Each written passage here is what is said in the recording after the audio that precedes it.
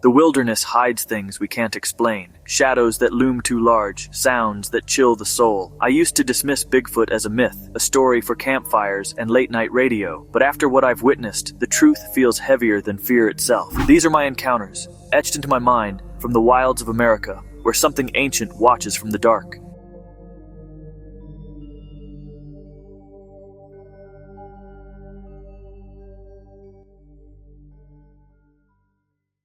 Story 1, The Shadow in the Creek. Location, inspired by BFRO Report 79083, Poplar Bluff, Missouri. It was a sweltering August afternoon in 2025, and I was alone in my truck, rumbling down County Road 448 outside Poplar Bluff, Missouri. The heat shimmered off the asphalt and the cicadas screamed in the trees. I'd been checking my trail cams along the creek on my property, a ritual I'd kept up for years to track deer. My phone pinged with a notification from one of the cellular cams. A motion alert. I pulled over, dust swirling around my tires, and opened the app. The image loaded slowly, pixel by pixel, until I saw it. A hulking, dark figure standing in the middle of the creek, its silhouette blurred but unmistakably massive. My heart skipped. "What the hell is that?" I muttered, squinting at the screen. I showed the image to my wife over lunch, but she couldn't make it out, just said it looked big. I tried the live view on the camera, but whatever it was had vanished in the 10 seconds it took to load. After work, I grabbed my brother, Mark, and we hiked down to the creek, the air thick with humidity and the smell of damp earth. The gravel bed crunched under our boots, but we found no footprints. No signs of anything. The creek was shallow, maybe knee-deep, with fist-sized rocks lining the bottom.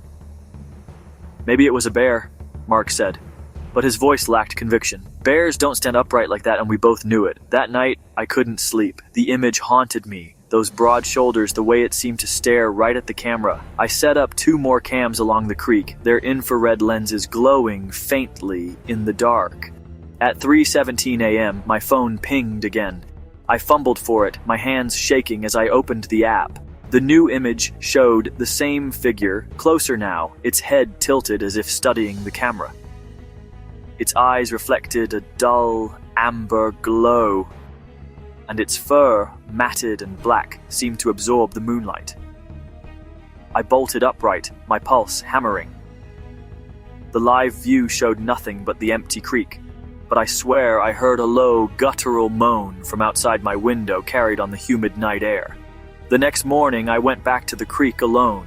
The air felt heavier, like the forest was holding its breath. One of the cams was gone, its strap torn and dangling from a sapling. On the gravel bank, I found a single massive print, human-like, but easily 18 inches long, pressed deep into the mud where the gravel gave way to softer earth. My stomach churned. I didn't tell Mark. I didn't tell anyone. But that night, as I lay in bed, the moans came again, closer this time, followed by the sharp crack of a branch snapping in the woods. I haven't gone back to the creek since, but sometimes when the wind is still, I hear it, a low, rumbling call that makes my blood run cold. Story 2, The Eyes in the Forest. Location, inspired by BFRO Report 78820, Ashland County, Wisconsin. It was late October 2023, and I was driving with my sister Emily down County Road M in Wisconsin's Chequamegon-Nicolet National Forest. The leaves had turned blood red, and the air was crisp, the kind of fall morning that makes you feel alive. We were headed to Clam Lake, about 3 miles away, when I spotted something on the hill ahead, a tall, dark figure standing on the shoulder of the road. "Look at that," I said, nudging Emily. "What's someone doing out here?" She glanced up from her phone, frowned, and went back to scrolling. As we got closer, the figure started crossing the road, moving with a strange, fluid stride. It was tall, taller than any man I'd ever seen, and covered in black hair that shimmered in the sunlight. "That's no person," I whispered, my hands tightening on the steering wheel. It reached the other side of the road and slipped into the woods, but not before turning its head. Its face, I'll never forget it, was almost human, but wrong, with deep-set eyes that seemed to burn into me. We locked gazes for a split second, and my chest tightened like someone had squeezed my lungs. "Emily, look!" I shouted, but she glanced the wrong way, out the passenger window. "What?" she snapped, annoyed. I checked my rearview mirror. A car was coming up fast behind us. I had to speed up or risk getting rear-ended. When I looked back to the woods, the figure was gone, swallowed by the dense pines. "It was a Bigfoot," I said, my voice shaking. Emily rolled her eyes. "You're seeing things, Dwayne." That night, I couldn't shake the image of those eyes. I drove back to the spot alone at dusk, the forest now cloaked in shadow. I parked and stepped out, my flashlight cutting through the gloom. The air was still, but the hairs on my neck stood up. Then I heard it, a deep, resonant whoop, echoing through the trees, followed by the snap of twigs. I froze, my beam trembling as it swept the woods. Something moved, just beyond the light. A massive shape, darker than the darkness itself, weaving between the trunks. Another whoop, closer now, vibrated in my chest. I stumbled back to the truck, locked the doors, and peeled out. In my rearview mirror, I swear I saw those eyes again, glowing faintly in the fading light, watching me from the edge of the forest. Story 3: The River Walker. It was August 4th, 2025, and I was driving north on Highway 4 from Tuttle, Oklahoma toward Mustang, the sun just climbing over the horizon. I always glanced at the Canadian River when I crossed the bridge. It's a habit, looking for herons or deer wading in the shallows. But that morning, at 8:15 a.m., I saw something else. A massive black figure was slogging through the river, about 100 yards east of the bridge. It was walking upright, its arms swinging like pendulums, the water barely reaching its knees. My breath caught. It was no bear, no man. Too big, too broad, too wrong. I slowed the car, my eyes glued to the figure. It was completely black, like a shadow given form, and it moved with purpose, heading toward the north bank. The wake trailed behind it, rippling in the morning light. I fumbled for my phone to take a picture, but by the time I got it out, I was over the bridge. I made a quick U-turn at the next intersection and sped back, my heart pounding. When I reached the bridge again, the figure was gone, the river calm as if nothing had happened. I pulled over and got out, my boots crunching on the gravel shoulder. The air was warm, but a chill ran through me. I scanned the riverbank, hoping to see tracks or some sign of what I'd seen. Nothing. The sand was too loose, the water too quick to hold prints. But then I heard it. A low, guttural growl, like a dog, but deeper, coming from the thick brush on the north side. I backed away, my hand on the knife at my belt, though I knew it'd be useless against something that size. That night, I couldn't sleep. I kept seeing that figure in my mind, its massive bulk cutting through the water. Around midnight, I heard a sound outside my house, a heavy thump, like something big stepping on the porch. I grabbed my flashlight and peered through the window, but the beam caught only shadows. Then came a knock, slow and deliberate, on the wooden siding. My blood froze. I didn't open the door. I didn't move. The knocking stopped, but for the rest of the night, I felt it. Something watching, waiting, just beyond the walls, its presence as heavy as the Oklahoma heat. In Noah, Story 4, The Whisper in the Fog. Location, inspired by BFRO Report 78900, Deschutes National Forest, Oregon. It was early September 2025, and I was backpacking alone in Oregon's Deschutes National Forest, chasing solitude in the high desert pines. The fog rolled in thick that morning, cloaking the trail in a gray haze that muffled every sound. I'd set up camp near Crane Prairie Reservoir, my tent tucked against a stand of ponderosas. Around 2 a.m., I woke to a strange noise, a low, breathy whisper like someone muttering just outside the tent. My skin prickled. I held my breath, straining to listen. The sound stopped, but the air felt heavy, like something was pressing down on the world. I unzipped the tent flap, my flashlight cutting through the fog. The beam barely reached 10 feet before dissolving into the mist. I stepped out, my boots sinking into the damp earth, and scanned the campsite. Nothing. Then, a sharp crack, like a branch snapping under weight, echoed from the trees. I swung the light toward the sound, catching a glimpse of movement, a massive, upright shape, darker than the fog, slipping between the pines. My heart hammered. "Who's there?" I called, my voice shaking. No answer, just the faint crunch of pine needles under something heavy. The next morning, the fog had lifted, but the forest felt wrong.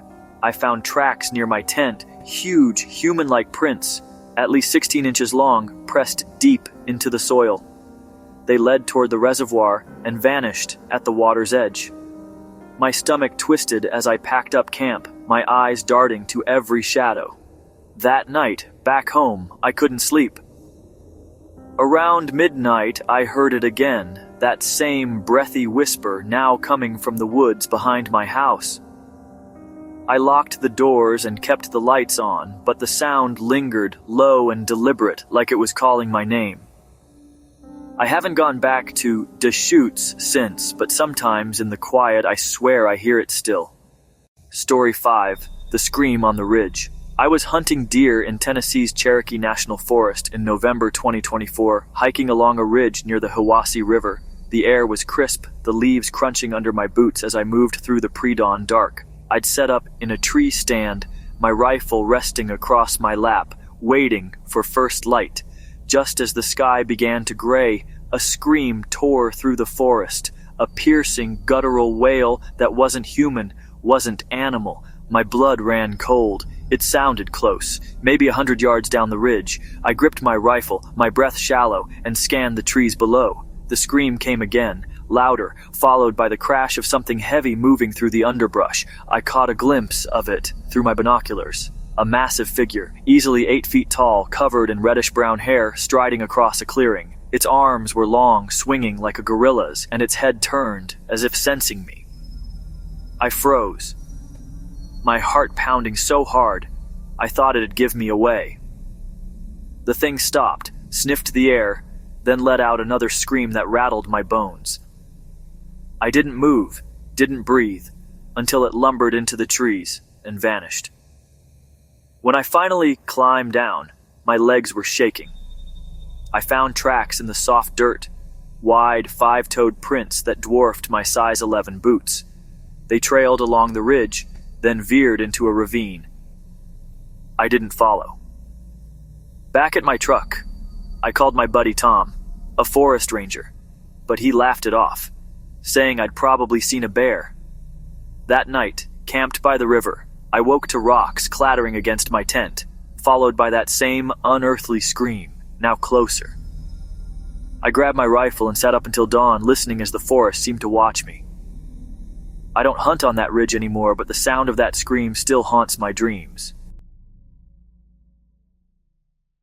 Story 6. The Watcher in the Rain. Location: inspired by BFRO Report 7876, Olympic National Forest, Washington.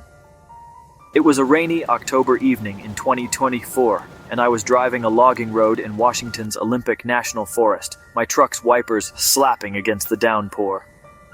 I was heading to a cabin near the Quinault River to meet some friends for a fishing weekend. The road was muddy, winding through dense firs, and my headlights barely cut through the rain. Around 9 p.m., I rounded a bend and slammed on the brakes. There, in the middle of the road, stood a massive figure. Tall, broad, and covered in wet, matted fur the color of coal. Its eyes caught my headlights, glowing like twin embers, and it stared right at me. I sat there, engine idling, too stunned to move. It was human-like, but wrong. Too big, too heavy, with arms that hung almost to its knees. After what felt like forever, it turned and stepped into the forest, the trees swallowing it whole. I found where it had stepped off the road, a patch of mud with a single massive footprint, deep and wide, the toes splayed like a man's but monstrous. When I got to the cabin, I told my friends, but they just teased me, saying I'd seen a bear in the rain. We laughed it off, but I couldn't shake the image of those eyes. That night, as the rain pounded the roof, I heard something outside. A low, rumbling growl, followed by heavy footsteps circling the cabin. So through the window, I saw it again, those glowing eyes watching from the tree line, unblinking in the storm. But even now, when it rains, I feel those eyes on me, waiting in the dark. These encounters haunt me still, lurking in the quiet moments when the world feels too still. Whatever I saw, Bigfoot, monster, or something older, knows the woods better than we ever will. If you wander deep enough, listen for the whispers, the screams, the eyes in the dark. But be warned, once you see it, you'll never feel alone again.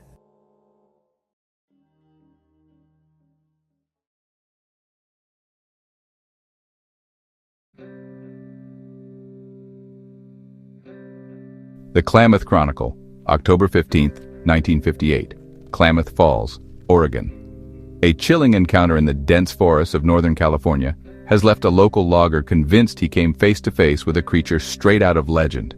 On the evening of October 6, 1958, near Bluff Creek, California, about 60 miles south of Klamath Falls, 34-year-old Gerald Crew claims he stumbled upon the infamous Bigfoot, a massive, hairy beast said to roam the Pacific Northwest wilderness.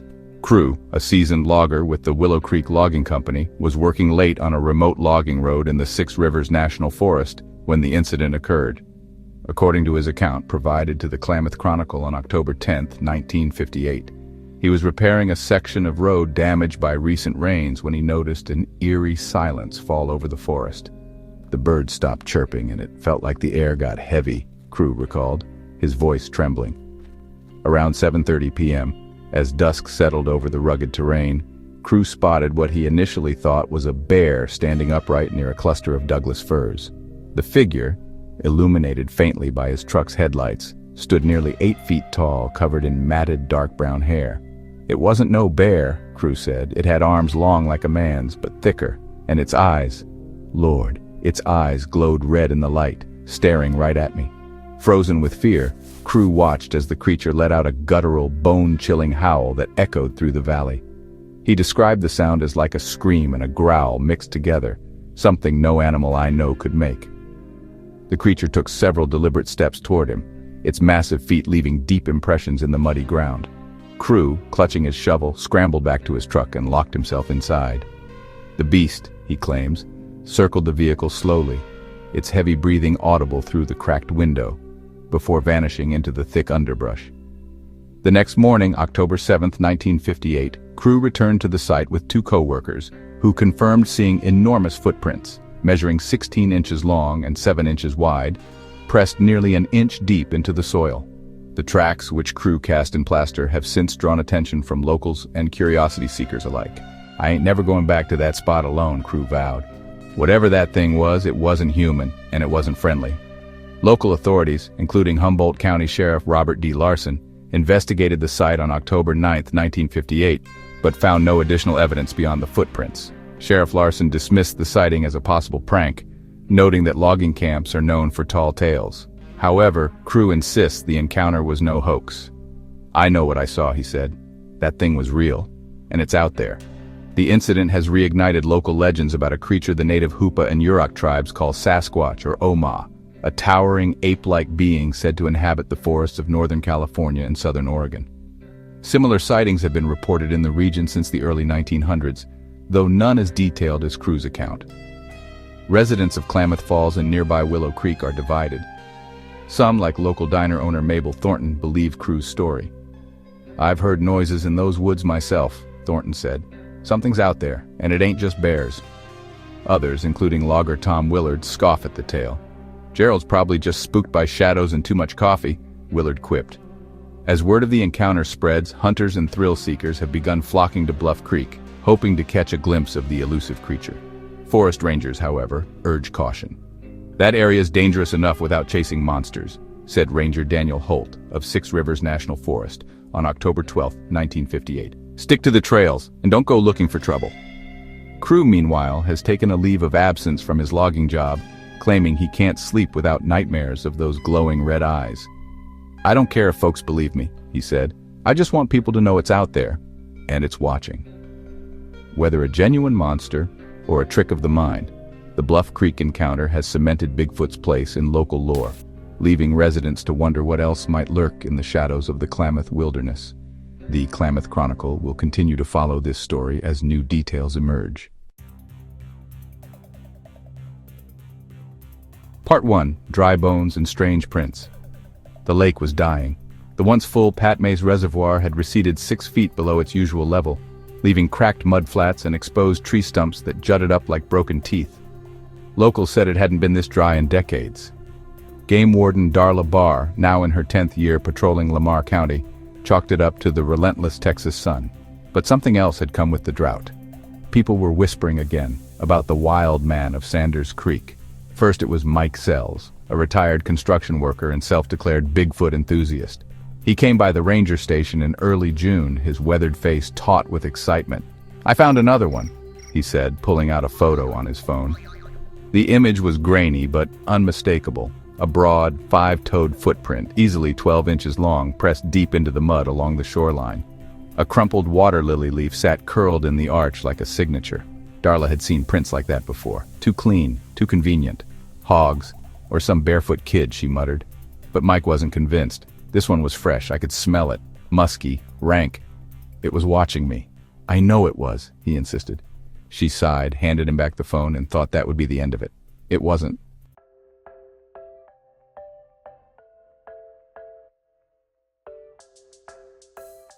Part 2. The expedition returns. 2 weeks later, Tom Biscardi came back. He wasn't alone. His crew, nightscope guys, infrared techs, even a freelance reporter, rolled in with four-wheelers, tents, and boxes of gear.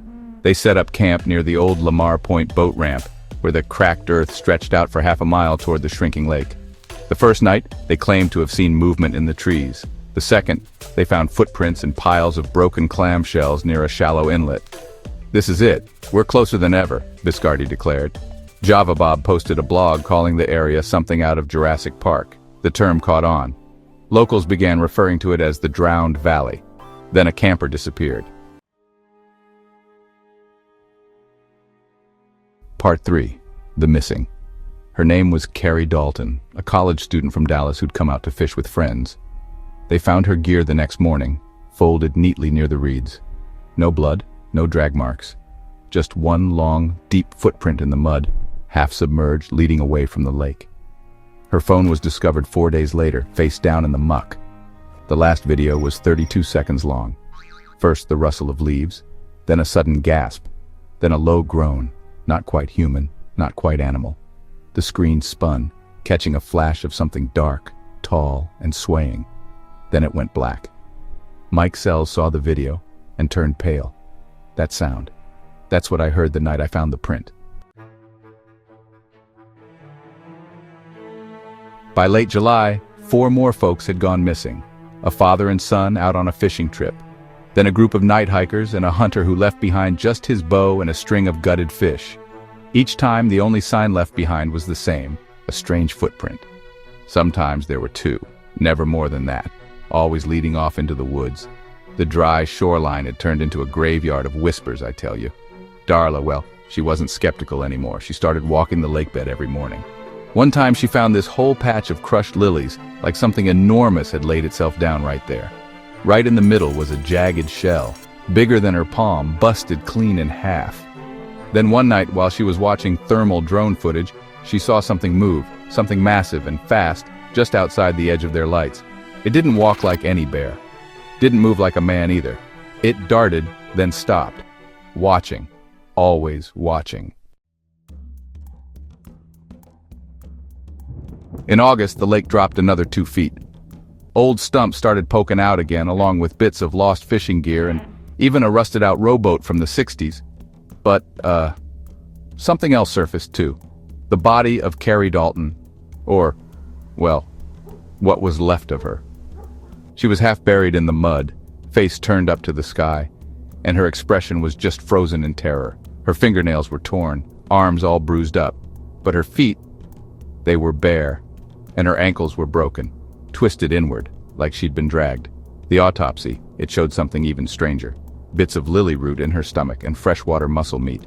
She'd been eating like it. That's about when the dreams started. Darla, she'd wake up in a cold sweat, swearing she heard something calling her name from the reeds. A voice, deep and slow, muffled like it was underwater. Other rangers, they started hearing it too. Some of them just flat out refused to go back out. Mike Sells, he locked himself inside his trailer and stopped answering calls. The final expedition, Darla, Biscardi, Java Bob, and a local news team, set out under a full moon. They made their way to the deepest part of the lake bed where the mud had dried into these jagged plates. They found an old survey flag flapping in the wind, one they'd put there months ago, when the first footprint was found. But right beside it was a hole, a deep, narrow trench, like something had clawed its way out. The cameraman just screamed. His infrared picked up a silhouette, something standing still, too still at the edge of the trees. It didn't move, but it vibrated, you know?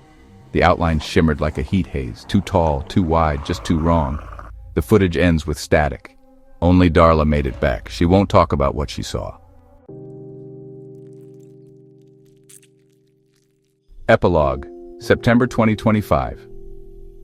The lake has started to refill with those early rains, you know. Locals say the water is cloudy, filled with a thin green film that wasn't there before. Fish avoid the shallow end near Lamar Point. The game warden's office is closed indefinitely. The last entry in Darla Bar's logbook reads, "The clams weren't food. They were offerings. We're not alone. We never were." And at night, when the wind is low and the fog rolls in, some folks say they still hear it, that sound from the video. Long, low, a groan that just bubbles up from beneath the lake's black surface, followed by a whisper. The tragedy of Cottonwood Springs, based on the true legend of the Trans Mountain Ghost, El Paso, Texas. Part 1. The Road Between Worlds. Before the highway, there was only the mountain. Long before pavement carved its way through the Franklin Range, the dusty pass near Cottonwood Springs was known to travelers by whispers alone. Horseback riders told of a robed figure standing in the rocks. Others said a black dog with burning eyes chased them from the canyon. Few turned back to look. Then came Trans Mountain Road, a sleek black ribbon through the desert connecting El Paso to the western sprawl. For years it served without incident, until the swerves began. Drivers, mostly at night, claimed to see a man and a dog appear out of nowhere. Cars veered into guardrails, trucks jackknifed. One family of 4 vanished entirely, their SUV found idling on the shoulder, headlights on, no passengers. And always, the same description. A tall figure in flowing robes, a silent staring hound, no footprints, no trace. Part 2. The Legend Awakens. In 1971, a reporter named Ed Kimball wrote the first modern article on what locals had long feared, the Trans Mountain Ghost. It traced back to a tale of 1800s Jesuit priests who ran a gold mine in the Franklin Mountains. As Apache raids loomed, most priests fled, except one. He remained behind with a massive black dog to guard the cave's secret. Neither were ever seen again. But the gold? Rumors say it was never found. And that's when the sightings began. In 1979, another reporter documented a boy who claimed the thing leapt at him from a boulder, mouth filled with teeth, its eyes glowing like coals. Now in 2025, people are seeing him again. Part 3. The Girl Who Ran. Maria Estrada was a high school senior headed to her night shift at a coffee chain off Highway 375. She knew the road well. Her old Civic clung to the curves like a cat. She was texting a friend when she looked up and slammed the brakes. A man in white robes stood in the middle of the road. Beside him, a massive black dog, eyes yellow as sulfur. She veered hard. Her car spun, crashed through a barrier, and flipped. She crawled out with a broken leg and a shattered phone. The man was gone. But the dog? It stood at the edge of the wreck, silently watching her bleed. Then it disappeared.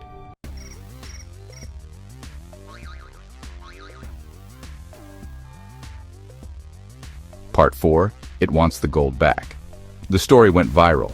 Everyone had a theory, hallucination, heat stroke, drugs. But others, quietly, came forward. a trucker who saw a robed figure walking on air over the guardrail, a biker who felt claws scratch across his helmet as he sped past Cottonwood Springs.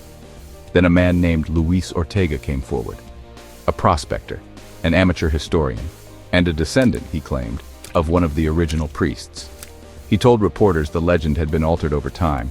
It wasn't the gold he was guarding, it was something bound in that cave, something from deeper times. The priest and the dog didn't just stay. They were trapped there by ritual, by blood.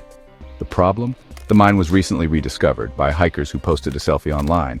2 of those hikers are now missing.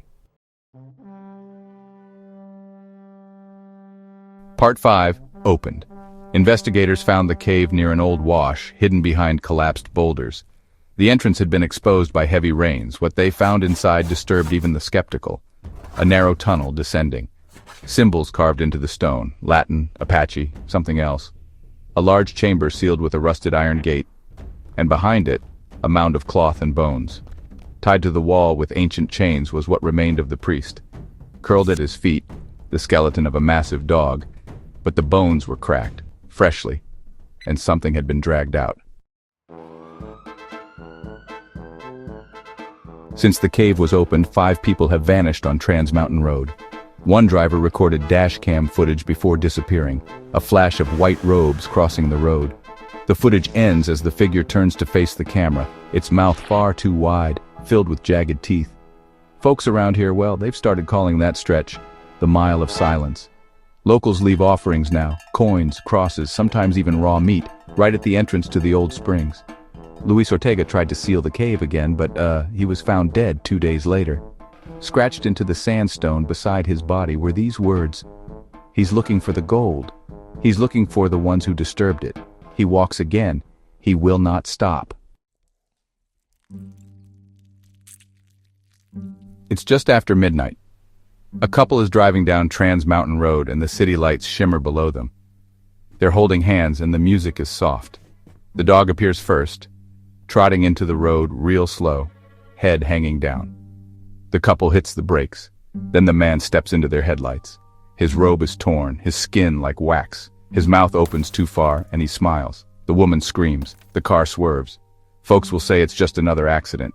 But if you ever drive that road, windows down, radio turned low, you might hear it. Not a bark, not a howl, but a man's voice whispering something you almost understand. Almost.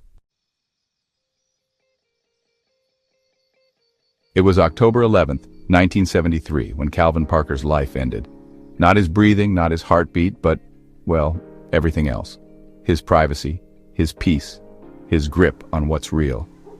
That evening, Calvin and his friend Charles Hickson were fishing off an old pier on the Pascagoula River. The sun was gone, the air was still. They were about to pack up when a sudden buzzing, like electricity crackling underwater, shivered the air. They turned. The object hovered there, silent, metallic, lit with this pale blue light. 3 beings came out, crab-clawed and faceless. Calvin fainted. Charles screamed. They were taken. Inside, Calvin remembered these intense lights and some strange device scanning his body. Though he swore they didn't touch him, their minds, well, they reached his. Then it was over. They were back on the pier. Part 2, lies, laughs, and loneliness. The press ate it up, y'all. Aliens on the coast? Fishermen claim outer space kidnap. Crabs from the stars. Calvin never wanted fame, not even a little. He wasn't like Hickson, who gave talks and signed books. Calvin moved states, changed jobs, changed names, but the memory just clung to him. Sometimes at night, he heard the buzzing again. Sometimes he dreamed they were still watching. He told himself it was trauma, the mind protecting itself. But deep down, he always knew the truth. Part 3. October 11th, 2025. 52 years to the day. Calvin sat by the river again. Older, thinner, haunted. He didn't want to be there, but, well, something had pulled him back. A need to know if it was real. He recorded a podcast with a Mississippi host earlier that afternoon. Calvin Parker said, "They never left. They promised they'd come back." That night, he launched his boat alone into the dark Pascagoula water. By morning, the boat was drifting empty, and the tape erased. Part 4. The Tower in the Sky. Calvin's wife reported him missing. Police found the boat's GPS still recording. It showed the boat pausing in the middle of the river, then drifting uncontrolled. Drones searching the sky that night reported something strange. A thin, silent vertical beam hovering over the water. It rose high, seemingly infinite, like a black tower made of air. The next morning, the fish were gone.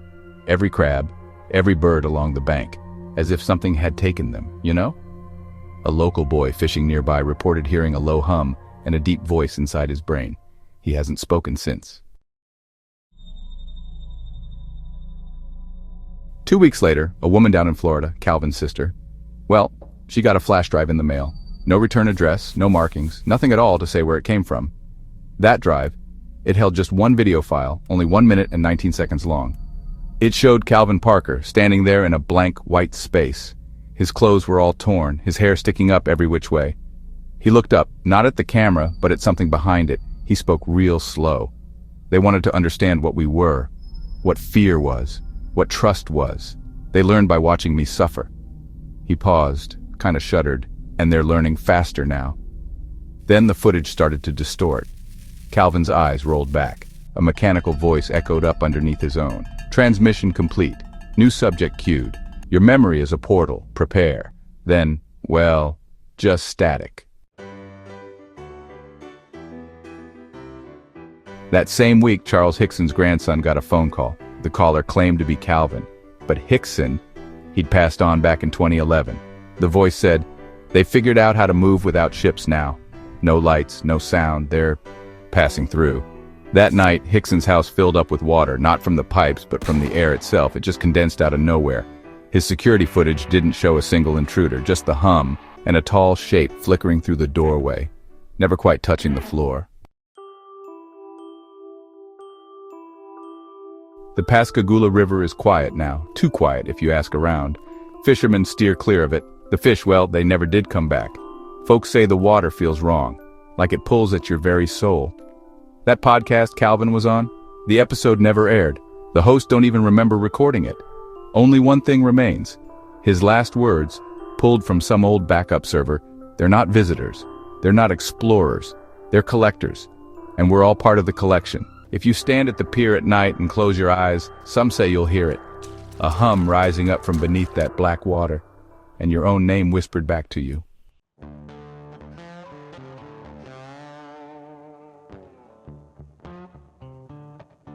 The things that walk at night?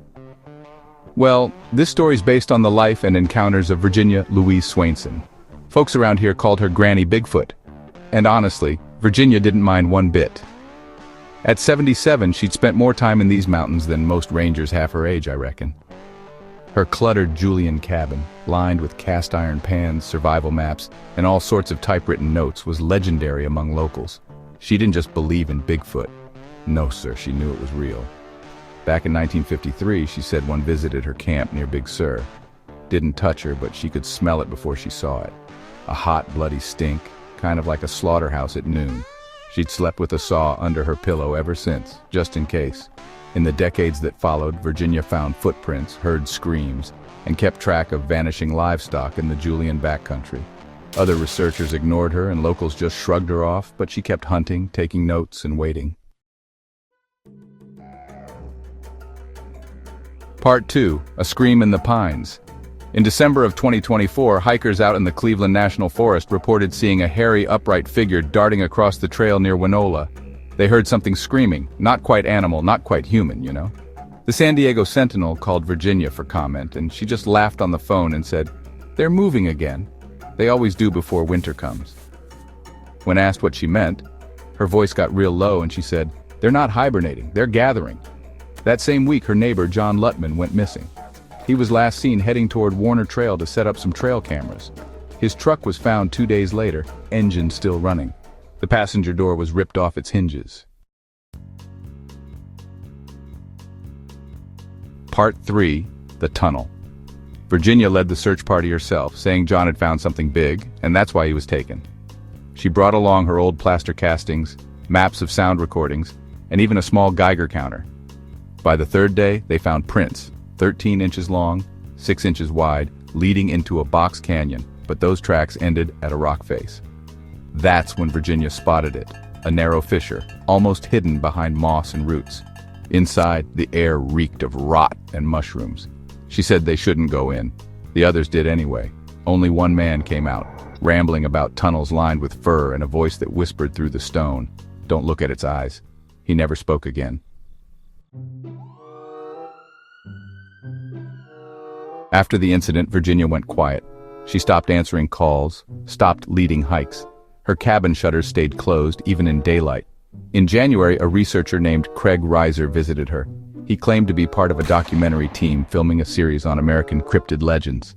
He stayed overnight. In the morning, he was gone, but Virginia's cabin was open and everything inside was burned. Only one thing survived, a metal lockbox hidden beneath the floorboards. Inside were notes, sketches of multiple creatures, some thin and bony, others massive and hunched, descriptions of strange smells, mimicry, and evidence of underground movement. Reports of missing hikers dating back to 1948. One page simply read, "They are not one thing, they are many, and they live in the old places." Locals began reporting something new in February. A woman was seen walking the trails at dusk, white-haired, dressed in Virginia's trademark red hiking vest, but she didn't wave, didn't blink, and her feet were bare. A ranger spotted her and called out. She turned, but her face was wrong, like melted wax. The ranger fired a shot. The figure vanished behind a ridge. When they searched the area, they found a half-eaten coyote and Virginia's necklace hanging from a tree. But Virginia had not been seen in over 2 weeks. 3 hikers disappeared in March. A family dog was found clawed apart on the porch. Its owner swore he heard it barking at something that sounded like his wife's voice, even though she was out of town.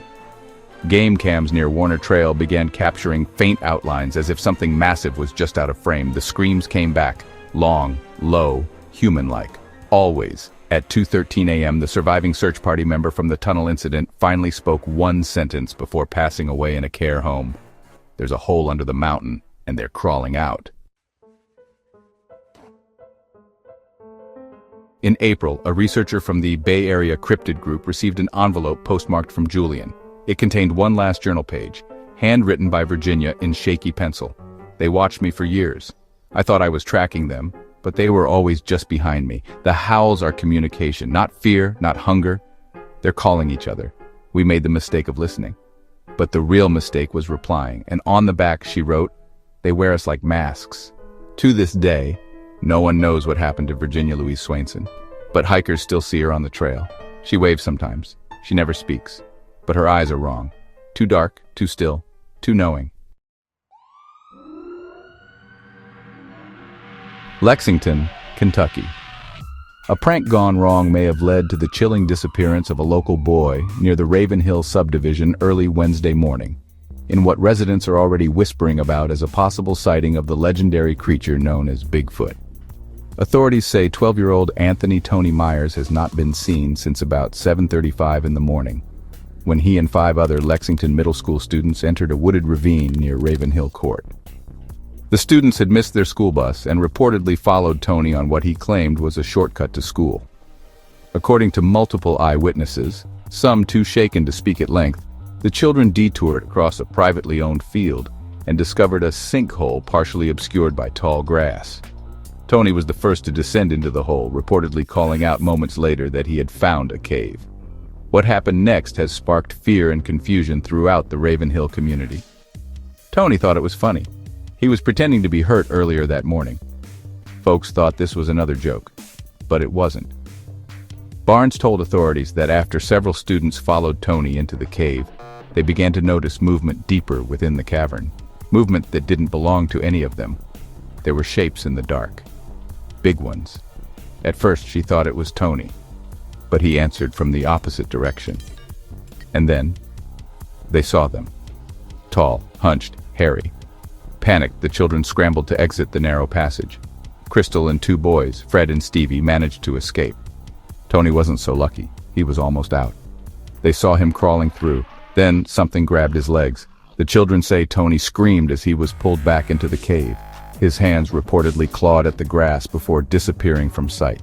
When the children returned to the scene with school staff only 30 minutes later, the sinkhole was gone, covered entirely by smooth, undisturbed grass.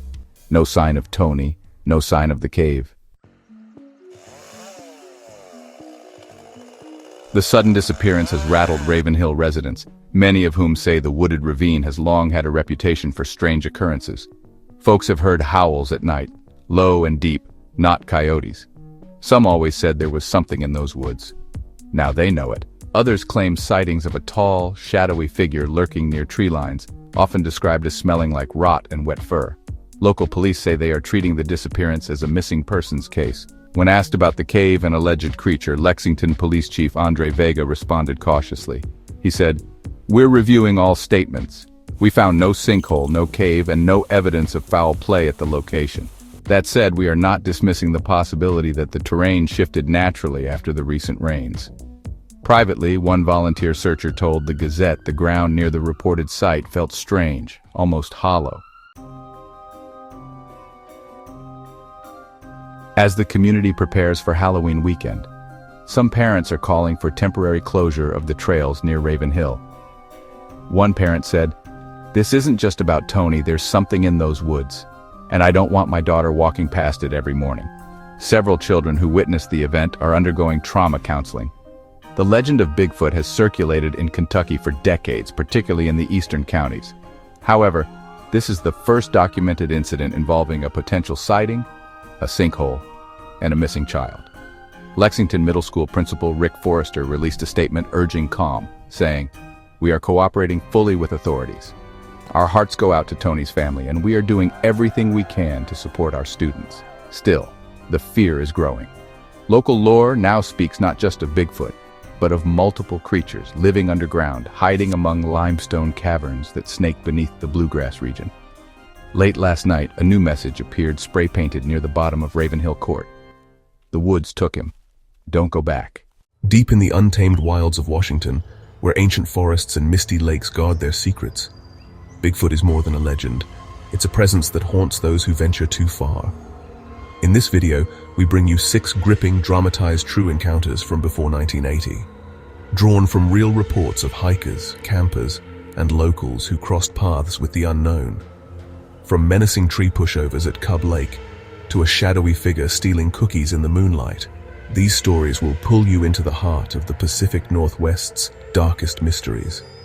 So, settle in, turn down the lights, and let's explore the terrors that lurk in Washington's shadows. Don't forget to like and subscribe for more spine-chilling tales. My name is Ethan Cole, and in July 1977, I was hiking to Cub Lake, 5 miles east of Lake Chelan, Washington, with my roommate Nate. We'd taken the Lady of the Lake ferry to the Prince Creek Boat and Campground, dropped off at a flag stop, craving a break from the summer crowds. The day was sunny, 85 degrees, no wind, the trail winding through dense forest along Middle Fork Prince Creek. We were in high spirits, joking about finding Bigfoot, though I never took the stories seriously. That changed in the lake basin. The hike was grueling but beautiful, pines towering overhead, the air thick with the scent of sap and earth. As we crested into the level basin near Cub Lake, the forest opened slightly, revealing a meadow dotted with wildflowers. That's when we heard it. A deafening thud, like a massive tree hitting the ground. The earth shook under our boots, and we froze, scanning the trees. "Probably just a dead tree falling," Nate said, but his voice was shaky. We kept walking, but 2 minutes later another thud echoed, closer this time, the ground trembling again. I felt eyes on us, a prickling on my neck, but saw nothing. Over the next 10 minutes, 3 more trees fell. Each crash louder, more deliberate, spaced exactly 2 minutes apart. The air grew heavy, the birds silent, and a faint, musky stench drifted through the basin. Nate grabbed my arm, whispering, "This isn't right, something's watching us." I nodded, my heart pounding. We turned back, abandoning our plan to camp at the lake. As we retraced our steps, the thuds followed. 5 more, each one shaking the ground, like whatever was out there was herding us out.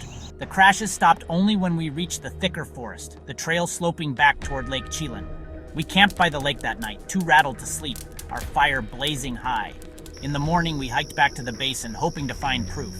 Near the GPS coordinates, 48.197873, minus 120.419201, we found freshly splintered trees, their trunks snapped like matchsticks, too high for a bear or a storm. No footprints, no fur, just that lingering stench and a feeling of being watched. The locals on the ferry back said we were lucky. They'd heard stories of something in those woods, something that doesn't like visitors. I don't know what pushed those trees down, but it wasn't natural. It wanted us gone, and I've never gone back to Cub Lake. I'm Steve Franklin, and in August 1968 I was vice president of the Edmonds Junior Sportsman's Club, leading a group of 6 kids and 1 adult to Kolchak Lake up the Icicle River Trail from Leavenworth, Washington. The trail was tough, 6 miles through dense forest to 5,200 feet, but my buddy Glenn and I pushed ahead to set up camp and build a fire. Our adult chaperone, Mr. Larson, had fallen into a creek 2 miles in, so we wanted to have a fire ready to dry him off. It was dark when we reached the lake, the trail fading into a talus slope. We yelled back and forth, searching for a spot, until Glenn found a lean-to near the water.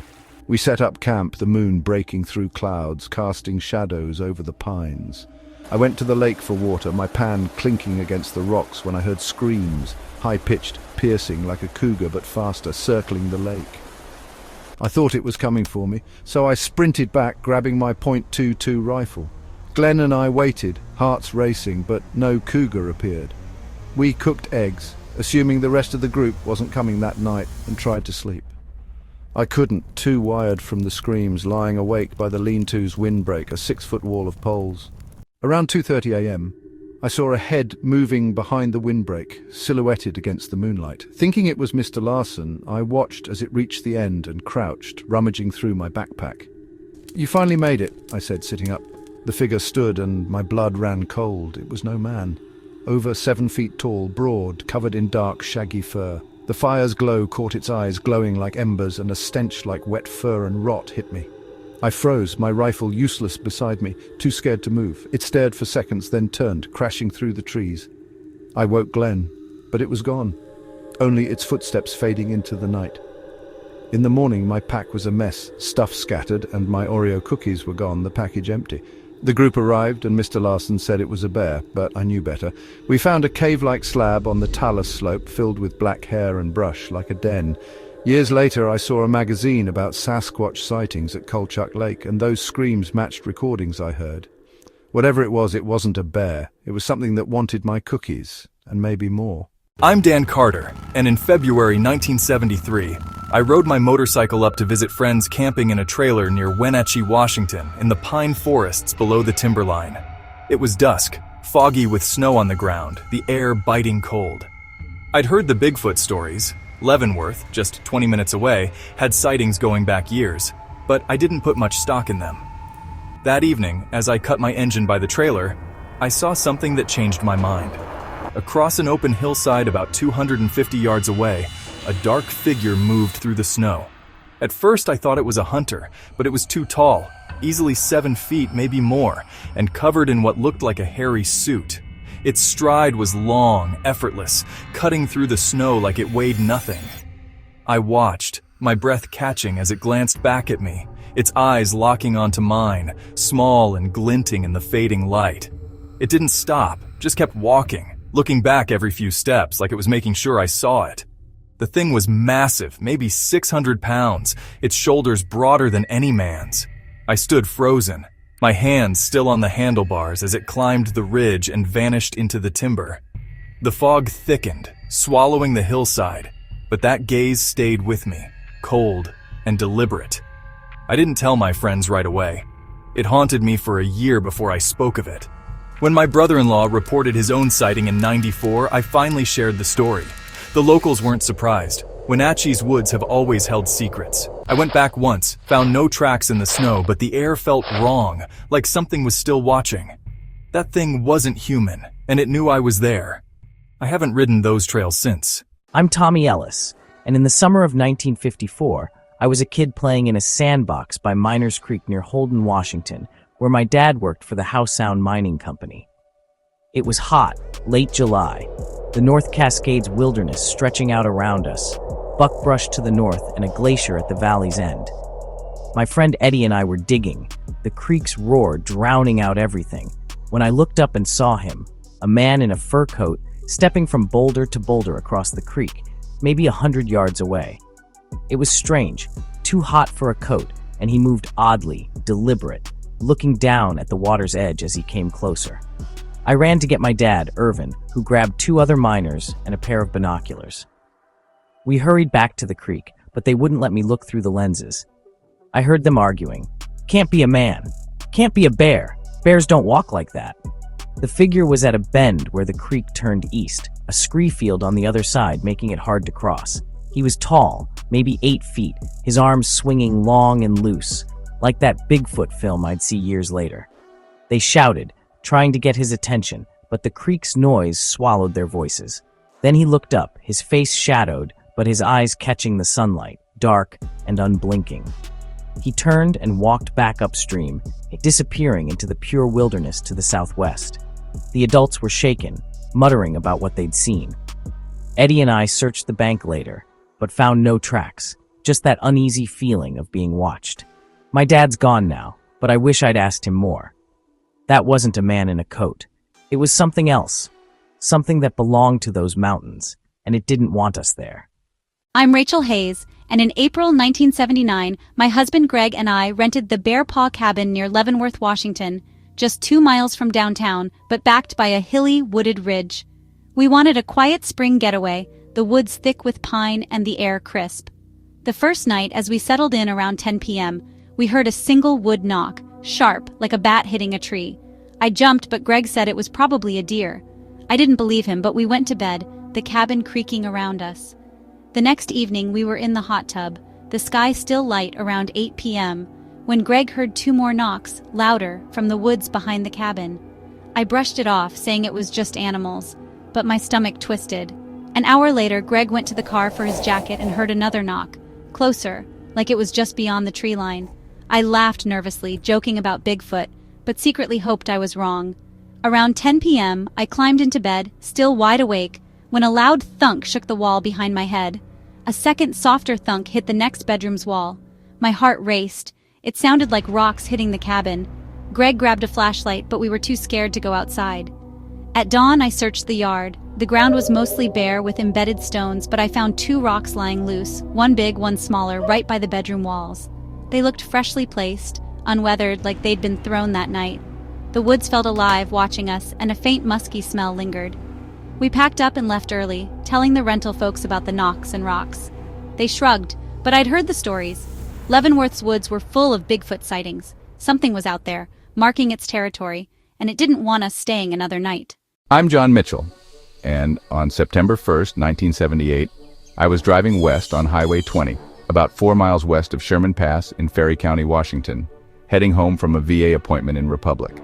It was 5:30 p.m., the day clear but windy, with a dusty haze from the 88 Thunder Mountain fire scars still lingering in the pine forest. I came around a curve, the road flanked by guardrails and a steep embankment, when I saw it. A massive, dark brown creature crossing the highway. At first I thought it was a bear, lumbering over the guardrail on the right. But then it stood upright, jerking its head to look at me, its eyes dark and piercing, maybe 75 yards away. It was tall, over 4 feet above the guardrail, so maybe 8 feet total, its body broad and covered in shaggy fur. The way it moved wasn't bear-like, too fluid, too human. Before I could blink, it leaped backward, rear feet first, off the embankment, disappearing down the slope.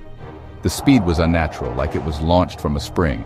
I pulled over, my hands shaking, and sat there replaying it in my mind. 2 days later, I told a friend heading to Spokane. He stopped at the spot and found huge footprints in the dirt, leading to a spot 20 feet down the bank where something heavy had landed, crushing the underbrush. No bear moves like that or leaps like that. I'd hunted these woods my whole life, but what I saw wasn't in any guidebook.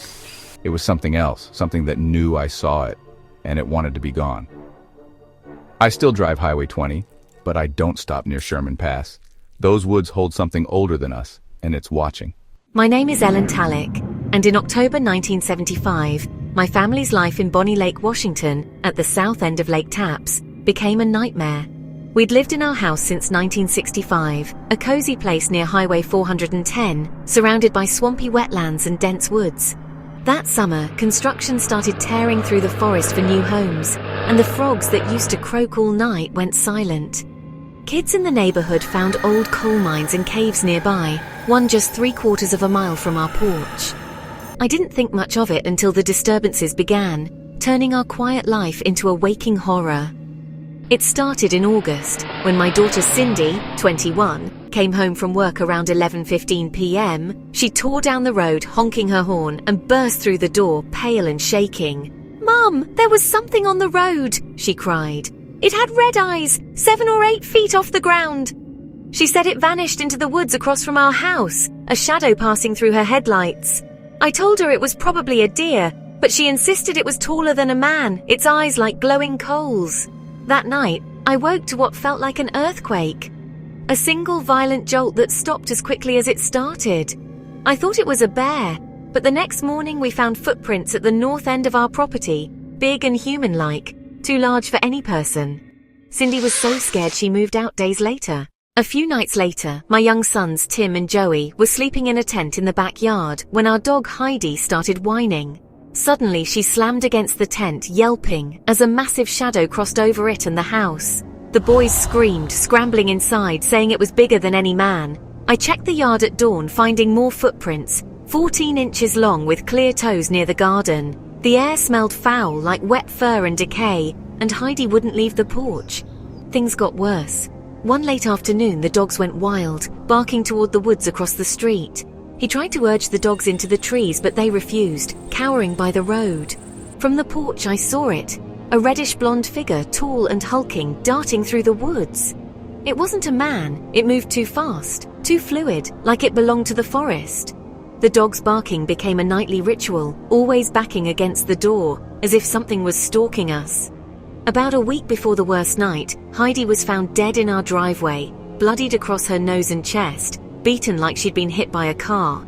But there were no tire marks. Down the street, a neighbor, Toby Summers, said rabbits in cages had been killed, sticks driven through their bodies. Then, on October 12th, our backdoor neighbor Jenny Dempey heard a dog barking frantically, followed by heavy footsteps running across the roof of the house she was babysitting at. Her sister Sandy and Sandy's friend Brenda saw something move in their backyard, too fast to identify. On October 13th, the air turned thick with a pungent, musky odor. Heavy footsteps thudded in the front yard, creaking the wooden porch. In the morning, we found 2 ducks dead, their bodies twisted in the grass. The next night, October 15th, my daughter Debbie, staying over, woke at 3 a.m. to 3 or 4 massive strides crossing the yard, each step shaking the ground like a horse galloping. Then came animal screams, shrill, guttural, unlike anything I'd ever heard. I called the Bonnie Lake police, and Officer Heidenreich arrived, searching the property. He found a footprint near the porch, 16 3/4 inches long, 7 inches wide, with 5 clear toes. Next to it was a piece of driftwood from our backyard garden, now inexplicably in the front yard, as if something had carried it. I cast the print the next day, October 16th, and showed it to a local researcher who photographed it. Officer Heidenreich admitted it could have been Bigfoot, though he'd thought their tracks were bigger. He mentioned this was our second call in months. Earlier that summer, we'd reported someone sneaking around, but found nothing. The researcher told me about a theory from Officer Pittenger in South Tacoma, claiming a family of 6 Bigfoot-like creatures lived near Lake Tapps, maybe driven out by the construction. Our neighbors kept reporting things, shadows, smells, dead animals. The caves nearby, the old mines, they felt like hiding places for something ancient, something angry. We stayed in that house, but the dogs never stopped barking and I never slept easy again. Whatever was out there wasn't just passing through.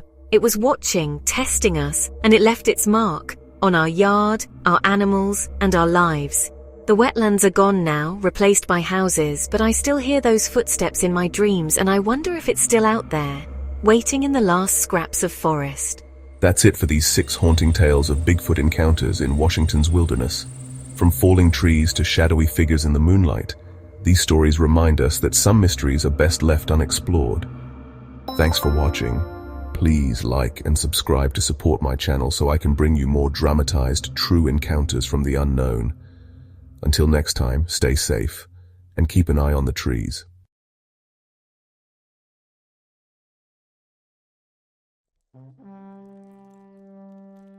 Welcome back, mystery hunters. Today we're diving deep into the unknown where the forests meet the stars. Bigfoot, Sasquatch, the Ohio Grassman, and UFOs, or as they're now called UAPs, unidentified aerial phenomena. Are these just campfire stories and blurry videos, or is there a deeper connection between these cryptids and cosmic mysteries? Buckle up, because this is going to be a wild ride. Hit that subscribe button and let's get started. Bigfoot, or Sasquatch, is America's favorite hairy giant. Described as a 6 to 15 foot tall bipedal creature covered in dark fur, it's been spotted everywhere from the Pacific Northwest to the swamps of Florida, where it's called the skunk ape. The name Sasquatch comes from the Salish word saskets, meaning wild man, rooted in indigenous folklore. Tribes like the Yokut speak of Mayak Dadak, a bipedal hairy being tied to creation myths. But Bigfoot isn't alone. Regional cryptids like the Ohio grassman, the Fook monster in Arkansas, and the Mogollon monster in Arizona share similar traits: elusive, human-like, and tied to the wild. What's fascinating is how these stories persist across cultures. From the Himalayan Yeti to the Australian Yowie, nearly every corner of the world has its own wild man. But here's the kicker. These aren't just myths. Thousands of sightings, footprints, and even the 1967 Patterson-Gimlin film keep the debate alive. Is Bigfoot a lost primate? A relict hominid like Gigantopithecus, or something stranger? Now let's shift gears to the skies.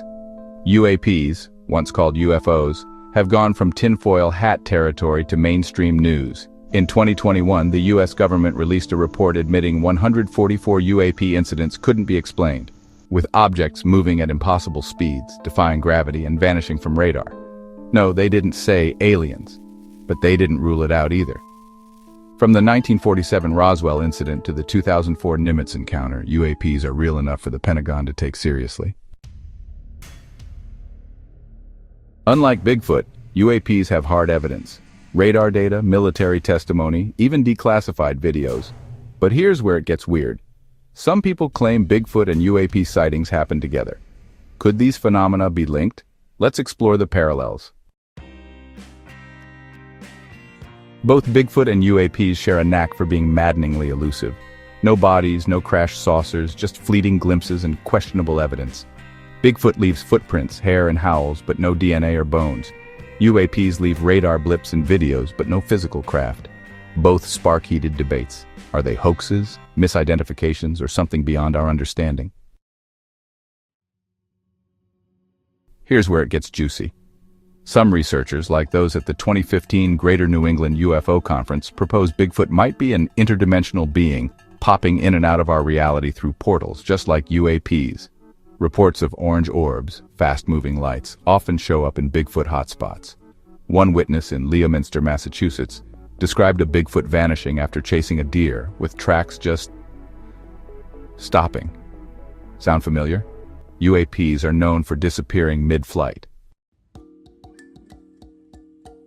Then there's the cultural angle. Indigenous stories often describe Bigfoot as a spiritual entity, not just a creature. The Yokut's Mayak Dadak is said to be a hairy man with supernatural powers. Similarly, some UAP encounters are linked to what folks call high strangeness. Things like lights, telepathic messages, or even time distortions. Could both be tapping into something beyond the physical? Posts on X even speculate about Bigfoot as an alien experiment or a guardian of interdimensional gateways. Now let's talk differences. Bigfoot is grounded in biology, at least in theory. Researchers like Jeff Meldrum argue it could be a relict hominid like Homo longi or Neanderthals, hiding in remote forests. UAPs, on the other hand, scream advanced technology. Their physics-defying moves suggest intelligence, not instinct. Bigfoot's evidence is anecdotal, sightings, tracks, and yeah, those shaky videos. UAPs have military-grade data, but still no smoking gun. Skeptics dismiss Bigfoot as folklore or hoaxes, like the 1958 Bluff Creek tracks, later revealed as a prank by Ray Wallace. UAPs face less skepticism today, thanks to government acknowledgement, but explanations range from secret military tech to extraterrestrial visitors. The FBI even tested Bigfoot hair in the 1970s. Spoiler, it was deer hair. Meanwhile, UAP investigations get Pentagon funding. Talk about a credibility gap. So why do we keep chasing these mysteries? Bigfoot and UAPs tap into our need for wonder. Bigfoot represents the untamed wild, a reminder that not every forest is mapped. UAPs fuel our cosmic curiosity. Are we alone? Both speak to our desire to believe in something bigger, whether it's a hairy giant or a visitor from the stars. As one ex-user put it, the truth is out there, and it might be hairy. Bigfoot and UAPs might not be cousins, but they share a knack for keeping us guessing. Are they myths, misidentifications, or glimpses of a stranger reality? I want to hear from you. Have you seen Bigfoot, a UAP, or both? Drop your stories in the comments, smash that like button, and subscribe for more dives into the unknown. Until next time, keep your eyes on the trees and the skies.